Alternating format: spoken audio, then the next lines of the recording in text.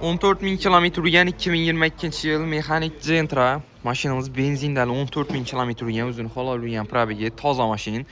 Qilingan ishlari 4 yumshoq bosh balon, avtomat diskalar qo'yilgan.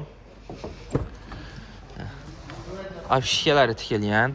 Koordinardan zo'rindan chexollar yezilgan mashina. Rul, monitorlar qo'yilgan, podogrev sideniya, hamma narsasi bor. Mexanik korobka mashinamiz do'stlar.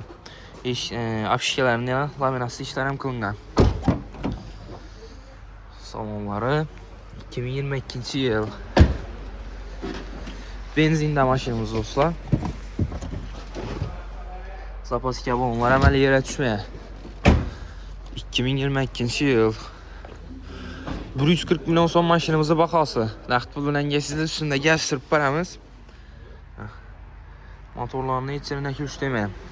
36 milyon bilan avtokredit chiqadi. Pilotni Tariskay klasslar 3 milyon 300 ming so'mdan 5 yil oylik to'lov. Gelib xarid qilaverasizlar.